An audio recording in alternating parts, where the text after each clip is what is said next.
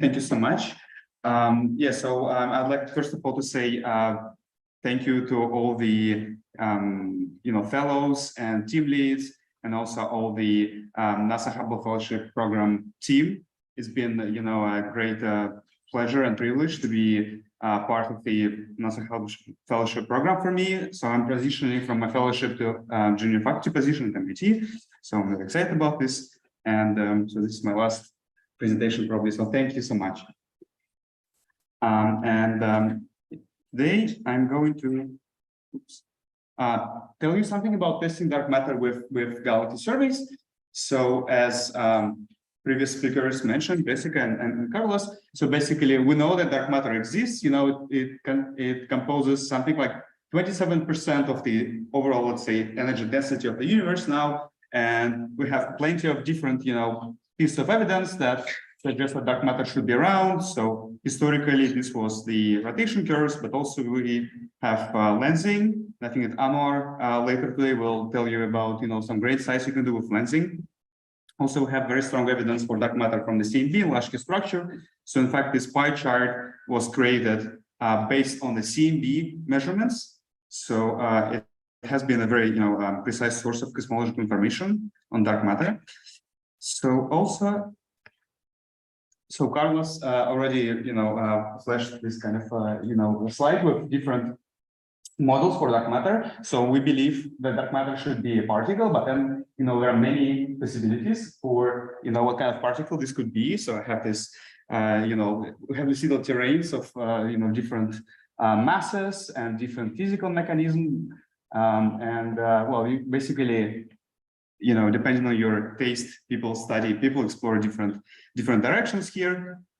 And also thanks to Carlos. Well, Carlos already warmed up you and showed you many of the exclusion plots like that. So basically, with all these models, the standard game that we play, we try to constrain dark matter particles based on various things, and make these exclusion plots where on the x-axis there's always dark matter mass. Well, here's dark photon mass, some other dark matter mass versus some coupling, some parameter in the particle physics Lagrangian. Or some, again, particle physics parameter like the cross section or the kinetic mixing, and so on and so forth. And there are many different sources for these constraints, and some significant areas in these parameter spaces are covered thanks to the CMB, thanks to cosmology, thanks to large-scale structure, Lyman alpha, and so on. But however, this simple picture is actually kind of misleading because in principle, for all of these exclusion plots, you have to assume like a particular model. For instance, you're going to say, 100% of dark matter is ultralight. So I'm leaving this ultralight town. Or 100% of dark matter is here in the WIMP city, okay? WIMPs. So what if actually all these possibilities are realized at the same time? And this could easily be the case. We know the standard model has many particles, right? So why not dark matter? The dark matter sector would also have many particles. It's like in Cambridge, we have some townhouses, and also we have some biotech skyscrapers at the same time, right? And also, like a Godzilla can be sleeping somewhere in the cave. Like this possibility cannot be excluded. So in principle, all these possibilities can be realized at the same time. So in that case, in fact, many of these constraints. So if there are many dark matters, right? Many of these constraints will actually go away because they're based on the condition, on the assumption that 100% of dark matter is only one particular, option, like is only, say, ultralight dark matter. So, for instance, this Milky Way satellite constraints will go away, and basically a lot of cosmological constraints will be gone. The particle physics constraints, I believe, are more robust, but still, this assumption, 100% of dark matter is this particular model, it's followed in many experiments. All right, so how come we lost the sensitivity in cosmology to dark matter so dramatically? So first of all, a lot of these constraints were coming from simulations, right? And you cannot, efficiently explore simulations if you, efficiently explore large parameter spaces with only simulations, right? Because they're still time consuming. Another reason is that the CMB, by which I mean the primary cosmic background data, is not very sensitive to dark matter fluctuations. So it's sensitive only to the overall density of dark matter, but not to like individual subcomponents. And this is the statement of the Weinberg dark matter decoupling theorem. So actually CMB is kind of limited in this sense. But turns out that we can do better. We can, explore these possibilities of dark matter having multiple components with galaxy surveys. So here I'm showing you what we do in galaxy surveys. Basically, we try to measure the underlying matter power spectrum of cosmological fluctuations. And let's imagine that there are two, toy model, there are two dark matter components. One is usual cold dark matter that, clusters, everywhere, no scales, no problem. And then there is a second component that is not exactly cold. So that means like effectively it's warm. It has some effective pressure, if you will. And then it has an effective G scale beyond which it won't cluster. So in that case, you will see some suppression of the matter power spectrum, or in turn the galaxy power spectrum. For instance, here I'm showing you, what you will see in this time model, the power spectrum, in this time model over the power spectrum lambda CDM. You will see that there will be some suppression on small scales, and there are two parameters that characterize this suppression. So first is the scale at which the suppression starts. This is something that fixes the mass of the extra non-cold dark matter, and then the amount of suppression will tell you the abundance of this component, right? And in principle here, I also I plotted this gray band that corresponds to the current error bars of the Bose galaxy survey. So you see that in fact we're already sensitive to this kind of, we can probe this kind of suppression with the current data, and we have done that. But focusing on particular models. So in fact, the plot that I showed you was a plot that we produced for the study of axion dark matter. So axion, is some scalar field that is kind of quantum, but then, it oscillates in the late universe. It has large occupation numbers, so it behaves classically on large scales, similar to cold dark matter. But then on small scales, it has some effective pressure that comes from quantum effects. This is something that is called quantum pressure. So here, thank you. I'm showing you some like effective earlier equation for the dark matter fluid of of axions. So axions on large scales behave like a pressureless, well, as a perfect fluid with a little bit of special pressure of a special type that's called quantum pressure. But in our context, it's like the origin of this pressure is irrelevant. Just again some origin of the suppression. And in fact, this plot corresponds to the situation where 3% of dark matter is made of ultralight axions and the rest is just usual cold dark matter. And the masses of the ultralight axions here are 10 to minus 27 electron volts. So it turns out we're extremely sensitive to this kind of scenarios, and we have constrained them with the data. So here I'm showing you the final result. So on the x-axis, I'm showing you the axion mass in log space. On the y-axis is the log of the relative abundance of axions with respect to the all of dark matter. So when this log is 0, that means that all of dark matter could be axions. And here I'm showing you, different columns correspond to different experiments. Red and yellow correspond to Planck data, and blue is, the Bose galaxy survey.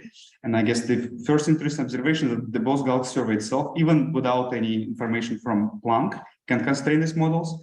The second observation is that, there is a range of masses where, CB is already kind of sensitive. But then if you add large scale structure on top of that, if you add the Bose galaxy power spectrum, your constraints are going to improve by orders of magnitude. So remember this again, this is a log space. So these improvements, going from, let's say, orange to green is an order of magnitude improvement.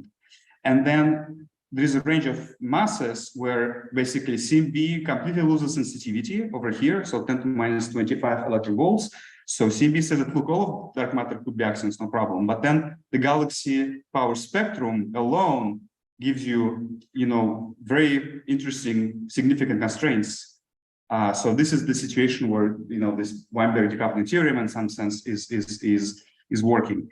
And I think that this kind of plot tells you that there is a lot of sensitivity in the galaxy power spectrum to the mixed dark matter models. And as a different particular, scenario that we considered. Oh yeah, we've also produced this kind of plot that particle physicists like, with both significantly advancing this shaded exclusion region. So again, this log space, this little band means a lot. It improves the sensitivity a lot because it's log space. Right, another possibility that we considered along the same lines is that, dark matter could interact with baryons. And this is a project that was led by a grad student from USC, Adam Hare. So basically the situation, the physics here is very simple. It's very similar. There will be some extra pressure in the dark matter sector that will suppress structure by, let's say, 10%, if you assume that only 10% of dark matter interacts with baryons, which is, in cosmology jargon, baryons means protons. So here, and this is something that we actually detected in the data, because it turns out that this kind of suppression is something that fits the so-called SA tension, so the apparent lack of structure in the low redshift universe. So we have a little bit of detection of this interaction. But okay, we're not insisting on this. We're just saying, look, it's interesting that the galaxy power spectrum, can be sensitive to these mixed dark matter models, and actually, there is already some suppression. It will be interesting to explore. Maybe there are some other models that can fit the suppression even better. So this way, we're also able, to basically cover some parameter space in this region. So again, as I said, the original plot was produced under the assumption that 100% of dark matter interacts with baryons. And now, if you lift this assumption, Milky Way satellites will be gone. CMB will be gone, but this extra region that is not probed by particle physics experiments now can be probed with the galaxy power spectrum. All right, so let me summarize. So I hope I've convinced you that the galaxy power spectrum is a unique probe of dark matter, specifically of the situations when dark matter is multi-component and one of the components doesn't cluster. And we have some intriguing results with BOSS, including, mild preference for, such type of models in data. And going forward, I think that we expect a lot of interesting dark matter science for future galaxy surveys. So thank you very much.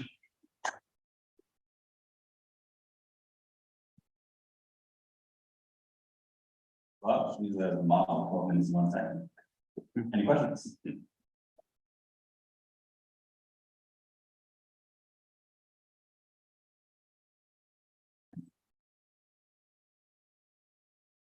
This is beautiful. Thank you. Quick question. So you focus on the power spectrum, but for these mixed dark matter models, can you make predictions for like halo mass functions and things like that?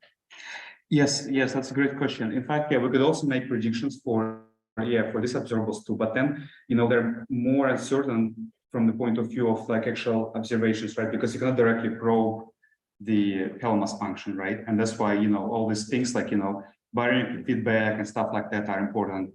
Whereas if you focus on this galaxy power spectrum on large scales, things simplify, basically you use perturbation theory, and now your results are more under rigorous control. Any other questions? Okay, thank you again.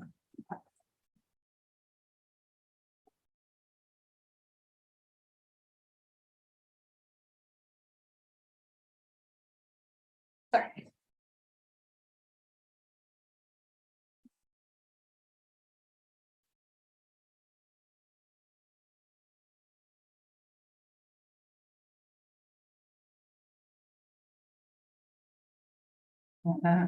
So just let me share the screen. Share.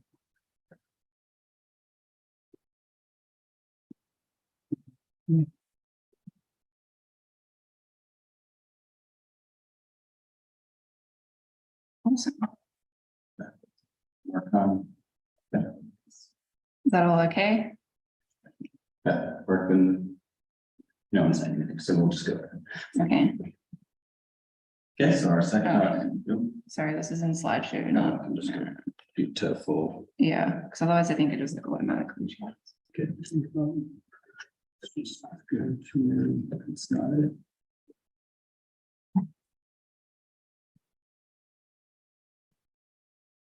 Well, it's on my slide. Where's yours at? I think you just close them. Go back to the preview. It's not this one either. No. This one. That one. Yeah, you just full screen it. That's fine. Awesome. Thank you. Okay, our second talk is from Ian. Just Cool. Thank you so much. Hi, everyone. My name's Hayley. I am an Einstein Fellow at KICP at the University of Chicago. I'm just finishing my first year.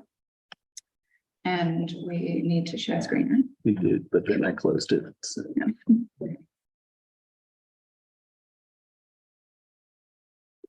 Brilliant, thank you. Great, so I'm going to talk to you today about a project that I've been working on over the last year, which is studying cosmological weak lensing in full general relativity. So we're going to start with a bit of a reminder that modern cosmology is based on Einstein's theory of general relativity. And this tells us that the gravitational interactions in our universe are best described using the geometry of space-time. And so I'm sure we've all seen a picture like this one I put here of the Earth and it's curving its surrounding space-time. And now these distortions in space-time affect the path of massive objects in the universe. In this example, of course, the moon around the Earth and the Earth around the sun. But they also affect the path of light as it travels from distant galaxies or distant sources to our telescopes on Earth. And in cosmology, we can actually take advantage of this effect to map out the distribution of matter in the universe, which can tell us something about our cosmological model.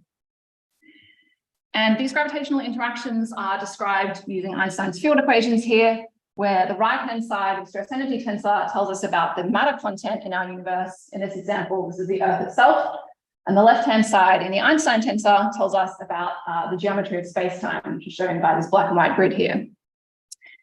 So this effect that we use in cosmology is known as gravitational lensing. And this is a measurement of distortion of galaxy images due to massive objects lying in the foreground between us and those galaxies. And so in this example here, we have a distant galaxy, which is emitting light towards us on Earth, but there is a galaxy cluster lying in the way. And this galaxy cluster distorts the surrounding space-time such that the light rays emitted by this galaxy are bent. And this results in a small distortion in the shape of the galaxy image in our telescopes. And what we can do is then measure this effect across the sky for a whole survey of galaxies. And this can allow us to relate this to the distribution of mass in the universe, which of course is going to be related to our cosmological model. But in order to do this, we of course need to know how different kinds of cosmological models predict this lensing effect to look. And this is typically where simulations come in. And so usually we'll use something like an n-body simulation, as I'm showing here. And essentially, what we can do is run a bunch of different cosmological models with different physics or with different parameters. And then for each of these, we can get the predicted lensing signal and compare this to our observations to see which one fits best. But an important point here is that these simulations are typically Newtonian n-body simulations, which means that there is no interaction between matter and space-time in these simulations. So on my first slide, I showed you this example of the Earth distorting its surrounding space-time. But in these kind of simulations, this effect is completely neglected. And instead, what we do is we use Newtonian dynamics to describe the matter content of the universe, or the right-hand side of Einstein's equations. And the left-hand side is described using a perfectly homogeneous Einstein tensor, which is evolved according to a very simplified solution of Einstein's equations. And so from these simulations, what we then do is use the Newtonian gravitational potential that governs the collapse of this nonlinear cosmic web to predict the general relativistic lensing signal. And in this whole process, there are many approximations for what's really going on when we actually observe lensing in the real universe. And of course, approximations are justified because Einstein's equations are notoriously difficult to solve. Especially for the case in cosmology, we have a highly complex nonlinear matter distribution. And the approximations that we use have, of course, proven to be very useful. We have a very successful, very simple cosmological model, but it's no secret that this cosmological model does have its issues. So when we take our cosmological observations and we combine them with general relativity, as well as our simplifying approximations, we arrive at this pie chart for what is the energy content of the universe. And of course, the serious issue in cosmology today is that we still don't know what dark energy or dark matter actually are. And in addition to this, there are some smaller but still important disagreements between the predictions of this very simple model with the observations that we actually make in cosmology. And so one avenue here is to consider whether general relativity might be the problem. And of course, there are many people working in this field, However, GR does tend to stand up to just about every single test we can throw its way. And so the other alternative is to instead consider whether it might be our approximations that we use within general relativity and not general relativity itself that might be the problem. And so the best way that we can test our approximations is simply to remove them and to see if they hold. And luckily, as of the last 20 years or so, we now have a way to remove all of these common physical approximations for general relativity in cosmology and beyond as well. And so I'm talking here about numerical relativity, which is a method that allows us to solve Einstein's field equations directly on the computer without needing to make any assumptions of any kind of symmetries of our spacetime. And this is a very widely used method, which has been used extensively in simulations of binary compact objects and other relativistic phenomena. But more recently, it has also been applied to the study of inhomogeneous cosmological spacetimes. So using numerical relativity in cosmology allows us to completely abandon the assumption of Newtonian dynamics in our large-scale structure simulations. And instead, we can consider the constant communication between the left and the right-hand side of Einstein's equations, instead of separating them completely, as is typically done. And in particular, using these simulations puts us in a really good position to be able to test the founding assumptions of our standard cosmological model. But additionally, and what I'll be talking about a little bit more today, is it allows us to study cosmological observables that are inherently general relativistic, like lensing, in a framework which is free of all the common simplifying assumptions that we usually make. And so this image here is showing an example of the inhomogeneous spacetime that lies beneath the large-scale structure in a numerical relativity simulation. And so now what we want to do is we want to study the path that light rays follow through this kind of a spacetime so that we can make synthetic observations to compare to our true observations and in particular also to our common simplifying assumptions. And so the basic idea for this is to place an observer somewhere in our simulation, and then we want to trace the path that these light rays take as they converge on our observer's telescope. And the way that we do this is by solving the geodesic equation, which is shown down here. And this equation tells us how the tangent vector to these curves evolves as we move through the spacetime. And this tangent vector can then be directly related to the energy or the redshift of a photon at any point along this path. Now, this method can form a base for studying a variety of different observations in any simulations, and these ones as well. But what I'm going to talk about today is just this gravitational lensing that I introduced. And so when we're talking about lensing, we're usually not studying a single ray of light. We're looking at an extended object such as a galaxy. And as I mentioned before, the effect of lensing is to distort the image of the true galaxy to the one that we observe.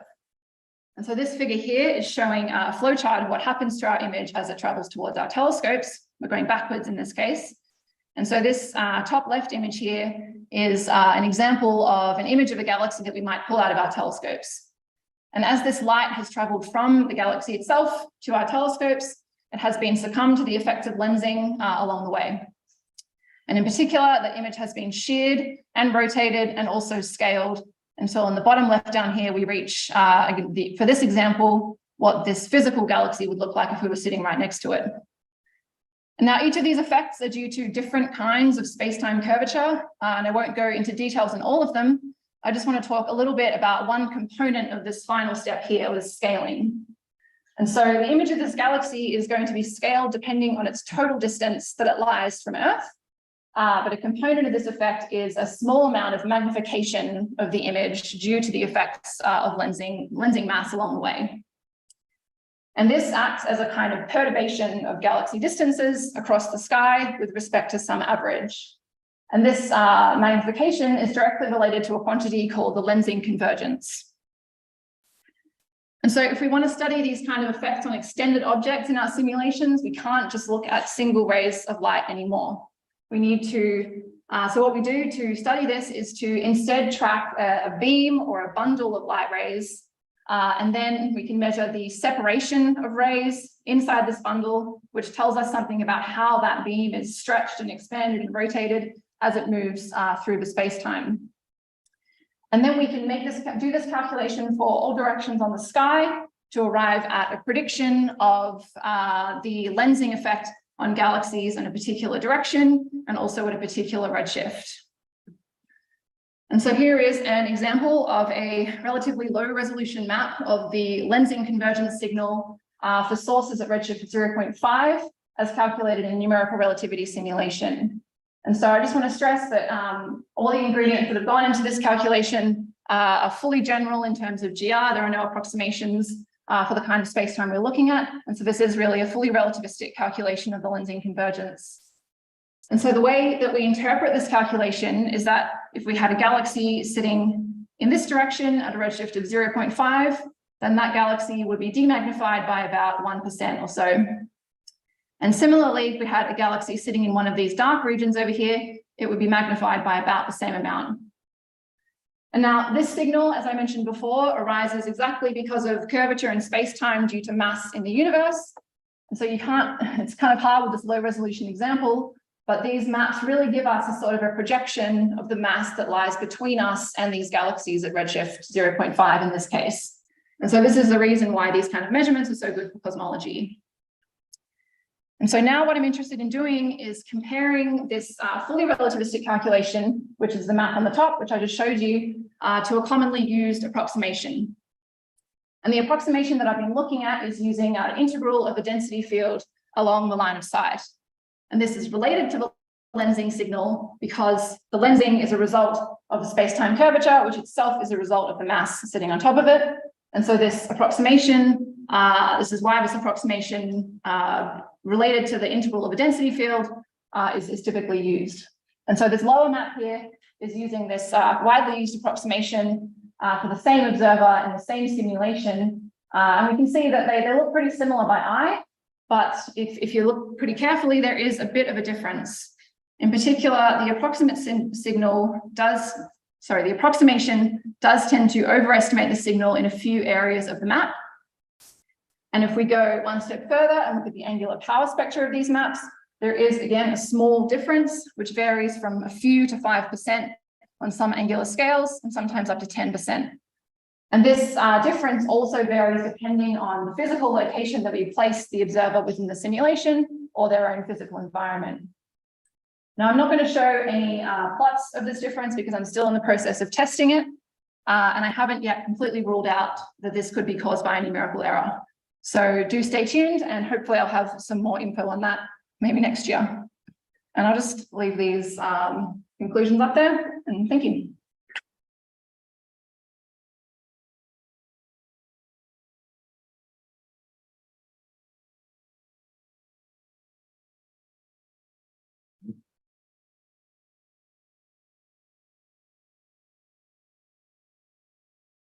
Thank you. I was wondering if this does or how it would affect the measurements of the CMB. I don't really know. So I don't really do observations. I mean, this is part of the reason why I'm at Chicago is because there's a lot of people who work on observing this kind of lensing effect. And so I'm not entirely sure how this kind of overestimate would work. I don't think here this would, I don't know if this would affect CMB measurements, but if you're talking about something like measuring galaxy lensing from a galaxy survey, then if they use this approximation that I've got in this bottom panel down here. And so if that approximation is off by a few percent, then your measurement of the lensing could also be off. But yeah, many, many grains of salt because I'm still testing it. Hi, could you talk a bit about the scales of your simulations? And when you mentioned these are like low resolution, are you doing the entire universe? Are you doing a patch? And are you comparing to observations in the entire universe? And how much does that matter? Yeah, that's a very good question. So it's just this, this ray tracing is done in post-processing. So just the ray tracing is low resolution, and that's just because it's very expensive. The simulations themselves are also relatively low resolution. I didn't put any details of them in here just because I could talk about them for a long time. But typically, this simulation is a 3 gigaparsec box on each side. So it's a big volume. And it's got a resolution such that it samples physical scales down to about 10 megaparsec or so. So you're not talking anything below a galaxy cluster scale, but you've got all your large scale kind of physics in there. Yeah. Yeah, very properly. I was wondering, I can see the visual differences by eye here. Does this mean that the GR differences are most manifest at low multiple modes or large scales? So it seems to be, it's not totally constant, but I do see a difference in the large scale low multipoles as well. Though that is, yeah, I don't want to say too much about the difference, just because, as I said, you know, this is it's interesting, and I wanted to kind of flag it as like a potential thing. But there's a bit of a difference on all scales. So I think it does kind of intermediate scales, it does best. And then as you go to smaller scales and larger scales, you start to get a difference. Okay. We'll wrap up there and catch up in the break. Okay, thank you. Hayley. Thank you.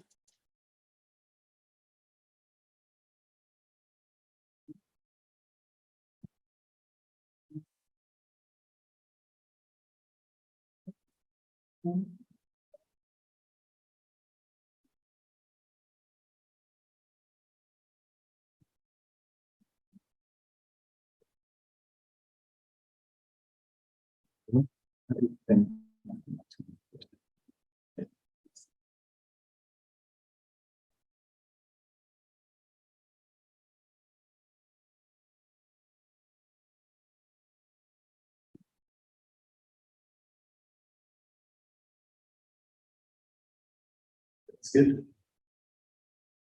All right, our next talk is from Andrei Cuceu.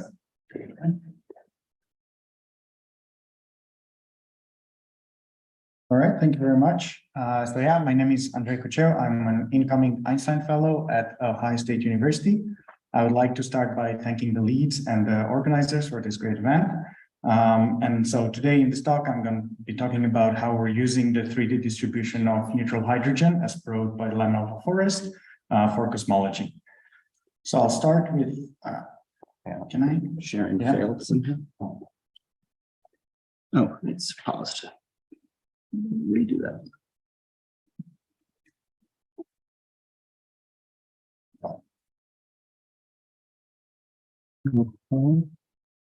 Let's try this.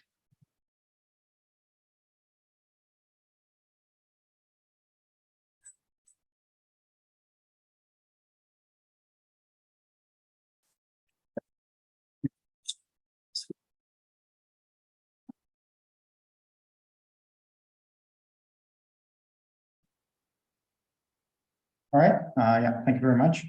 Right, so I'll start with a quick introduction of the Lamella forest, and I really like this video for it, which was made by Andrew Ponson from UCL, which shows that as light from a background source propagates through the universe, if there's any matter in between the background light and us, that neutral hydrogen will leave an imprint, an absorption imprint in the spectrum. And because of the expansion of the universe, this spectrum is evolving. So that leaves us with an entire forest of absorption lines, which trace the underlying large-scale structure. So what I'm most excited about in terms of Lamella forest measurements is to use its 3D structure for cosmology. And in this case, what I'm looking for is measuring the expansion history at the highest redshifts that are currently available for galaxy surveys. So here I'm just showing the final results from SDSS. And you can see in the top panel the constraints, and there's not that many data points, but they're very, very good constraints. And in particular, you can focus on the highest redshift ones above redshift 2. And this is an environment where it's very hard to get enough number density of discrete tracers in order to probe this regime. I'm also interested in the future measuring the growth rate of structure using redshift space distortions. I won't have time to talk about this in this talk, but if you're interested in these future measurements at high redshift, please come talk to me after this session. So moving on from SDSS, I'm a member of DESI, Dark Energy Spectroscopic Instrument, and this is a very exciting project that started taking main survey data in 2021. We're now about 2.5 years into it. We actually finished the first year of data in last June in 2022, and we're currently working on the year one analysis. So this shows the main tracers that DESI is using to map the universe. So we start with the, sorry. Yeah, so we have this bright galaxy survey at low redshift, and then higher redshifts, we're measuring luminous red galaxies. At even higher redshift, we're measuring emission line galaxies. And at the highest redshifts, we're measuring quasars, and this is particularly what I'm interested in. So we use these quasars both as discrete objects, and also from their spectra, we get these Lyman alpha forests. So we had the first measurements released to the public a few months ago. These are the first Lyman alpha forest measurements in particular. Oh, there's sound. Yeah, so I just wanted to highlight this really amazing video that was made by David Kirby with other people from DESI, and that this was actually featured in the Nature Best Images of the month of June. So yeah, so here we're not really doing cosmology yet. This was just a preliminary measurement just to show that we know how to model our data and perform this first measurements of these correlation functions. But this only includes the survey validation data from DESI and the first 2 months of main survey data. So it's not yet enough statistics to do state-of-the-art cosmology. But as I said, we already finished the first year of data collection last year. So keep an eye out for those measurements. So I want to quickly talk about what I'm most excited about, which is this high redshift environment. So here I'm showing forecasts for barren acoustic oscillation measurements from DESI. This is with the full 5-year survey. And in particular, you can see that we have this range above redshift 2 with these black points, which specifically are probed by the Lyman alpha forest. So by the end of DESI, we'll hopefully go from these 2 lonely points at high redshift, which is what all of SDSS did, to this amazing black points. So going through a bit more detail on the Lyman alpha forest, what we're looking for specifically is using this information to trace the 3D distribution of structure. So for this, you can see this nice animation where you have these lines of sight from background quasars, and you have this absorption pixels in your spectra, and you're looking at the 3D to measure the 3D correlation function. But of course, your instruments are actually measuring angles and redshifts, but we want to compute these correlation functions in co-moving coordinates along and across the line of sight. And to do this, we have to assume a fiducial cosmology, which will become important in a second. But the previous one was quite a noisy measurement of these correlation functions. Here are some nice models where you can see these features a little bit better. And in particular, the barren acoustic oscillation feature, which we use as a standard ruler, you can see as the circle in both plots. Sorry, I forgot to mention, we don't just use the autocorrelation of Lyman alpha forest, we also cross-correlate it with quasars, and this is the plot on the right. So this BAO feature gives us these measurements of the expansion history, but beyond that, we also have this Alko-Paczynski effect, which I'm going to describe in a second, that also gives us improves the constraint from just BAO. And then finally, we also have this redshift space distortion signal that can be used to measure the growth rate of structure. So to go a little bit more in the Alko-Paczynski effect, which is what I've spent the last few years working on. So this effect appears because of that fiducial cosmology that I was presenting a little bit earlier. And this is, again, used to transform the angles and redshifts that we actually measure into co-moving distances. But of course, what we really want is to measure the true cosmology. And so if this fiducial cosmology is different from the true cosmology, this will imprint an anisotropy in the 3D correlation functions that we measure. And usually in this type of analysis, we use a template to fit these correlation functions, and then we just rescale the coordinates of this template in order to fit for this Alko-Paczynski effect. So to give you a quick idea of how this looks like, here I'm just rescaling this template, but just focusing on the BAO peak. So here you see in both plots, just the peak is changing. In the left plot, I'm looking at the anisotropy. So this is just the Alko-Paczynski effect. And then in the plot on the right, I'm rescaling this peak isotropically. So this is exactly what a BAO measurement would do. But of course, this Alko-Paczynski information is not just present in the BAO peak, it's present in the intercorrelation function. So here I'm focusing on this extra information beyond just the BAO peak, and you can see that in the plot on the left here. Before DESI was actually starting, we wanted to go and do this type of analysis and extract this Alko-Paczynski information from the full correlation function. So to do this, we looked at SDSS data. We started with this analysis on MOX, where the main point here is just to validate that we can indeed recover this information from this MOX that do contain all of the main contaminants from the Lamb alpha forest. And here you can see in this plot that we are able to recover this Alko-Paczynski information. And here what really matters is that our measurement is consistent with one, which just means that we recovered the cosmology that was used to create this MOX. So once we were happy that we could do this type of analysis, we moved to actually measuring it from real data.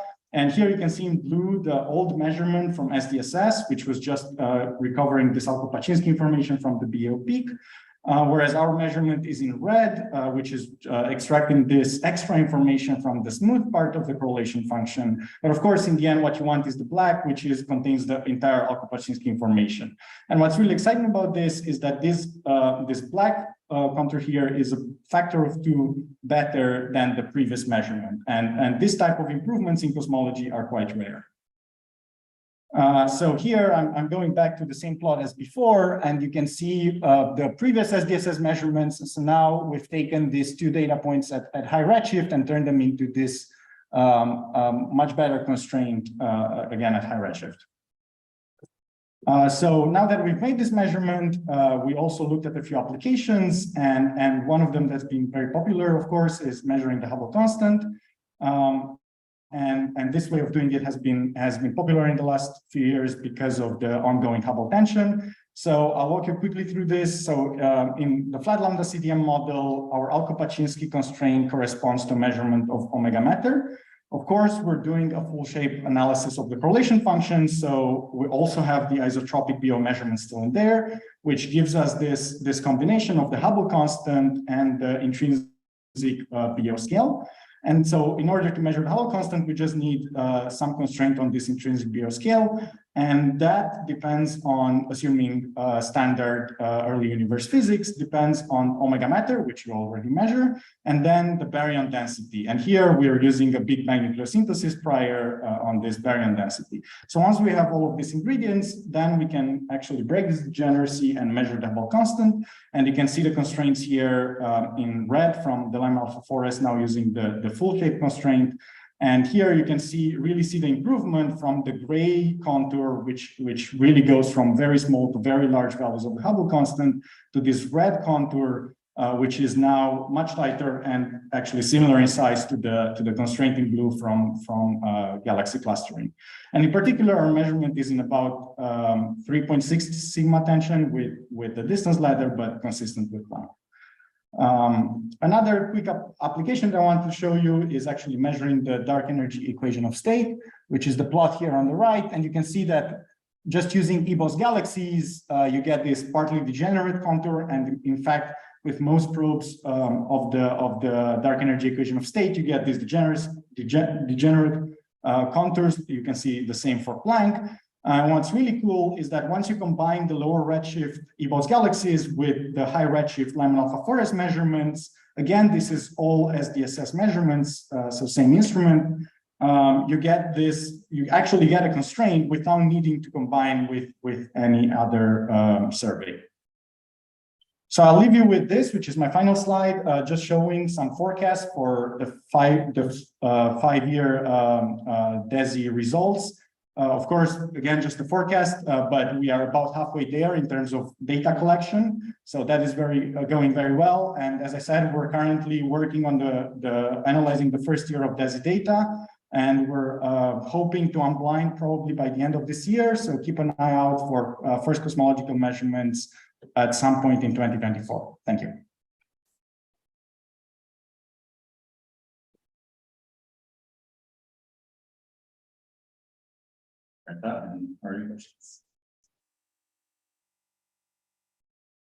Great talk, Andrei. So in one of the plots where you showed the correlation function, you could see something like a BU peak, but also there were like additional peaks. Let's say it was something at 50 megaparsecs, I think. Right, and also the previous one, like where you show the actual kind of data. Oh, right. Right, Yeah. at the beginning. Right, so yeah, like what are these other peaks in the correlation functions?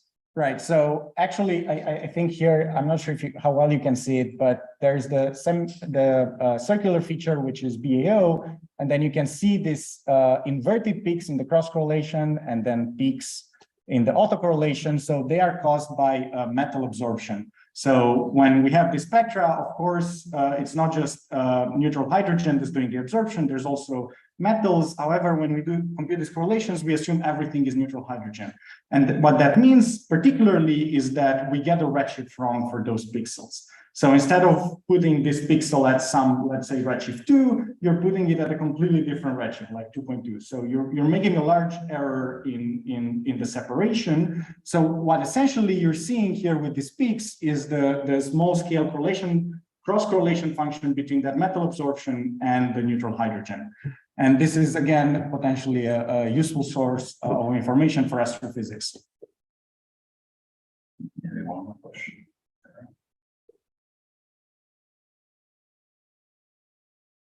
Thanks. I have a basic question about your first slide, the animation. So line alpha is at 12. Where is that usually? 1200 angstroms. Yeah, 1215. And when you start it, when can you play that? Yeah, I'm trying. Sure. There we go. Yeah. Oh, gotcha. Yeah, okay, I remember misunderstood the. No, I take back my question. I thought I saw lines further redwood, but I see they're now redshifted. Thank you. I received my question. Oh, yeah, no worries. I can't wait on that. It's like, Thank you.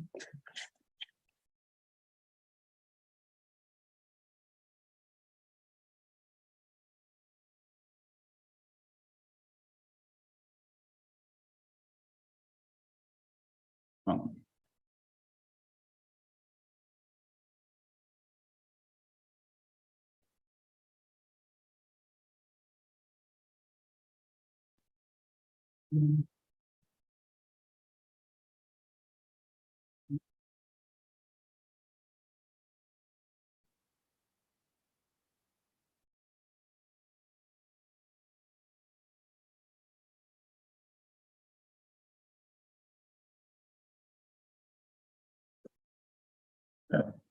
Okay, great.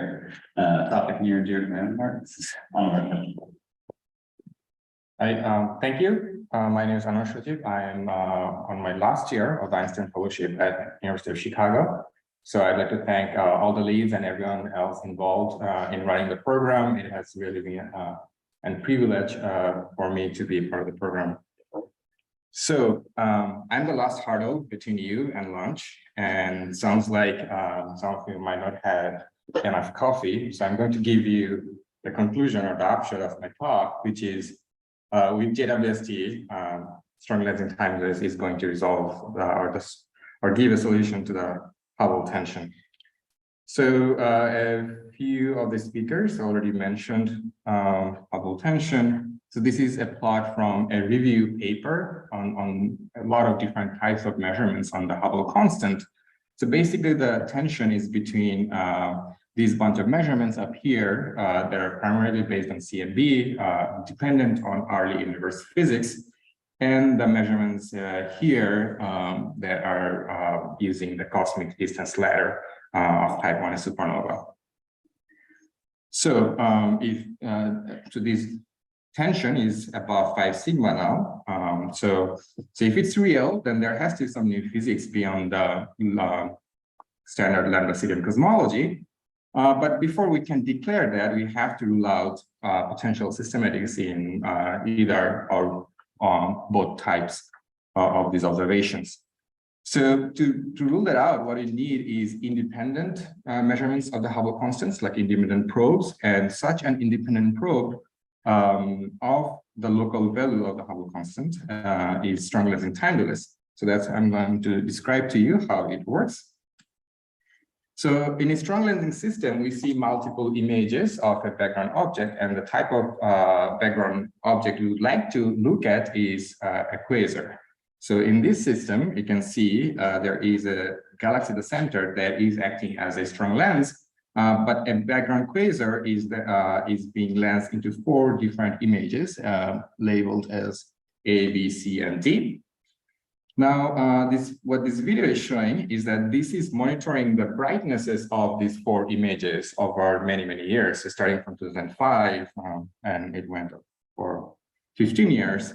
So what we are taking is light curve of these quasars, because quasars are intrinsically variable, so their brightness fluctuates. What we can see is that there is a time delay between the fluctuating patterns, and that's because when the photons are traveling around different sides of the lensing galaxy that were emitted at the same time, but then they have traveled different cosmological distances, so that create a time delay. And they also go through different depths of the potential well created by the lensing galaxy, so that creates another Shapiro delay in the arrival time of the photons. So that's why we can see some difference. So I think if the biggest difference you can see between the light curve A and the light curve D, if you look here, you can see that this drop is a little delayed for image D. Okay, so now this time delay contains cosmological information because it depends on the path distance in the cosmological distances between the background source, the lensing galaxy, and us.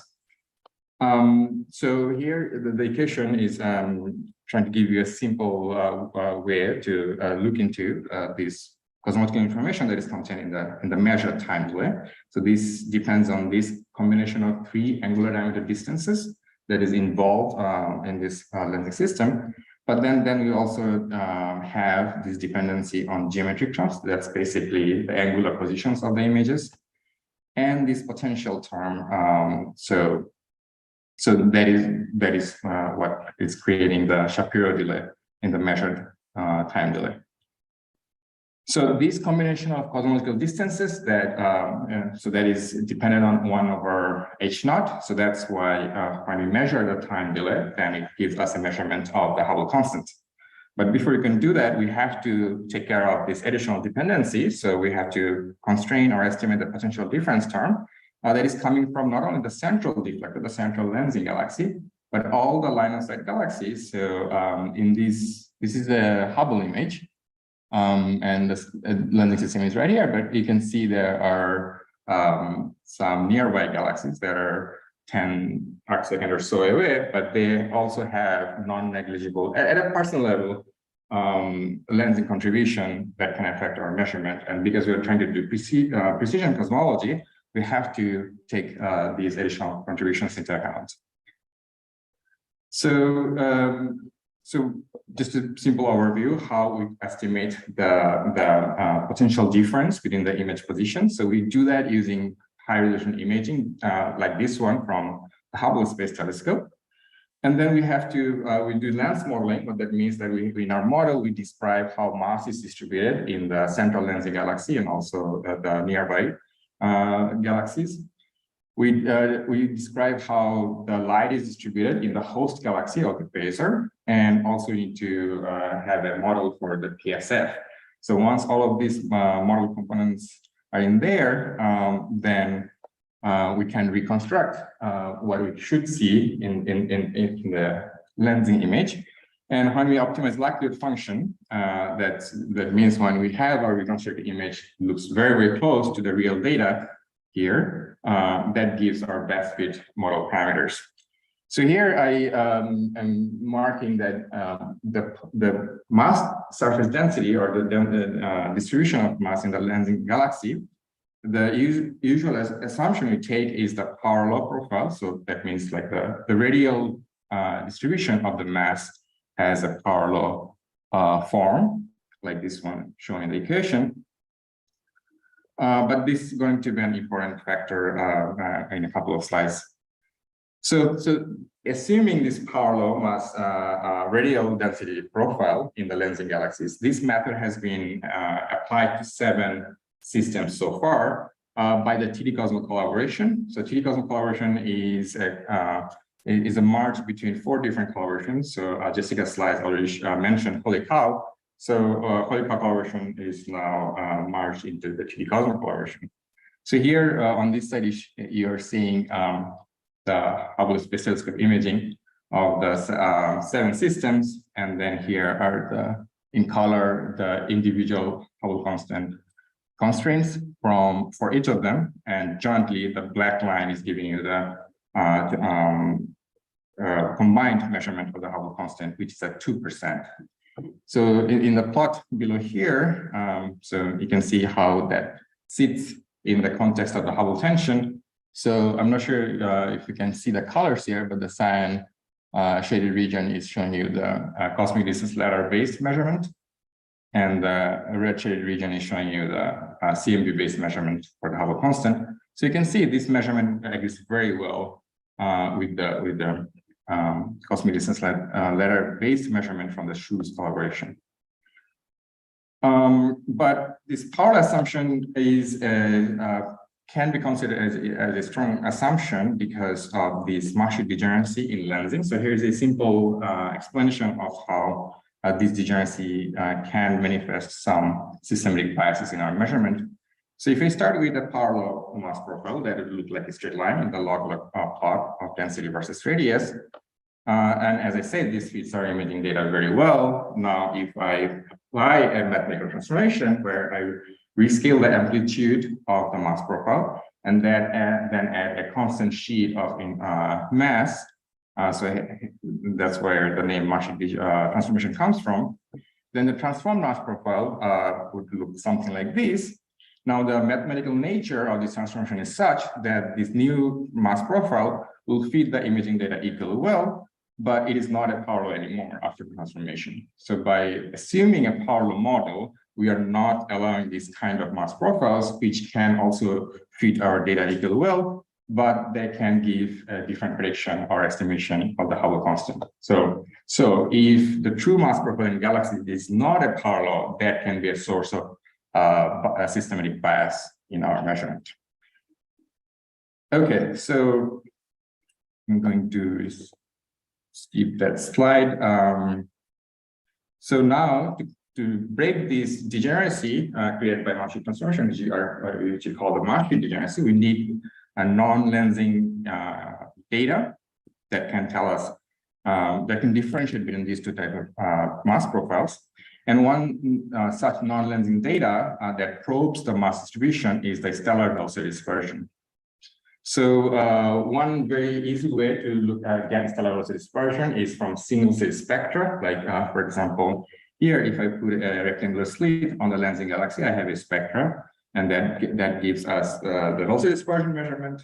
And by adding the velocity dispersion measurement for the 7 system, and then allowing flexibility beyond parallel, so that if the true mass profile may have some deviation from the parallel, that is, that can be constrained by the velocity dispersion. So if we do that, then one thing that naturally happens is that now we have a larger error bar. So you see this measurement is at 9%, but it doesn't, the mean of the measurement doesn't shift by much. So this is still very good agreement with the SHOES measurement from the cosmic distance ladder. So another way we can try to improve constraint is by using velocity dispersion measurement from other lensing galaxies for which there is not a transient background source. So we cannot measure time delays for these lensing systems, but we can still use their lensing information and their stellar velocity dispersion to constrain the mass profile in these galaxies, and then use that as a prior on the mass profile of the time delay lens galaxies. So once that is done, with the assumption that there is no evolution between the prior sample, which is at a redshift of 0.2, and the time delay lens galaxy sample of 7 systems, which has a mean redshift of 0.6. So, this, when we want to apply this prior from one sample to another, we have to assume that these two samples of galaxies are similar without any significant evolution between them. So when this prior is applied, then we have a measurement that agrees very well with the CMB predicted value. But you can see the error bars are still large. The prior improves the error bar from 8% to 5%, but it is still not differentiating between in the Hubble tension. So all of these different measurements are still consistent within 1 sigma to each other. So going forward, what's going to be really, really powerful is resolve velocity dispersion for the tiny length galaxies themselves. So here's an example of such kind of data. So this is IFU data from the KCW instrument on the Keck telescope. So basically what you're seeing is a white light image making from the data cube of the IFU. So this is a white light image. So for comparison, this is the same system with the HST imaging at the bottom. So that means for each of these pixels, we have a spectra, and then we can measure also dispersion at each of these pixels to give us this kind of resolved kinematic map of the lensing galaxy. So that solves the mass shift degeneracy in a much stronger way. And so that provides tighter constraint on the mass density profile of the lensing galaxy. So for this just one lensing system with this resolved kinematic data, we can get 9% precision on the Hubble constant from one system. So that is similar to using unresolved velocity dispersion for 7 systems. So you can kind of make a comparison that having resolved velocity dispersion from ground base is 7 times more powerful than unresolved velocity dispersion. So going forward, JWC is going to be even more powerful because of its exquisite resolution. So here is HST image, and this is NARSPEC data. So this is IFU data, but you can see if I take the white light image, it's very high resolution. I can almost do lens modeling with this white light image. But we want to do much more, which is doing the dynamical modeling from the resolved velocity dispersion, which is in progress. The forecast is that we will get 4% Hubble constant measurement just from this one system. So this is cycle 1 data. We have data from a GTO program for 3 more systems. That's 4 out of the 7 systems that have been analyzed. We proposed for cycle 2 program. So this is the rejection letter that I got. So I'm the co-PI of this program. But on August 1, surprisingly got this email that apparently the early 2024 is undersubscribed, which was not identified before. So our program was approved. So that was a very, very happy email to see. So, all right. So just to end my talk. So here is the forecast for JW cycle 2 data that we're going to get with 8 tiny lenses with JWC data. We're going to get a 2% precision. So with that much precision, we'll be able to say between the 2 sides of the tension, which one is the more robust and systematic free measurement. So with that, I'll leave you with the summary. Thanks a lot.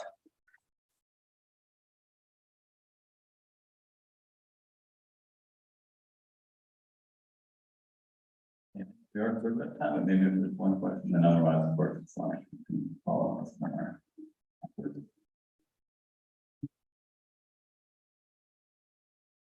So with the JWC data being the infrared, does it also help to elevate potential issues with patchy extinction in the lensing galaxy? Is that because you're measuring the dispersion from the stellar light that is making it through the dust in the galaxy? Or I'm assuming the KCW data is in the optical, which is that a concern usually for? No, so you're talking about the extinction of the lens galaxy's light itself. Yes. Coming out. Yeah. So one thing is that the elliptical galaxies that we are primarily looking at, they are less in dust.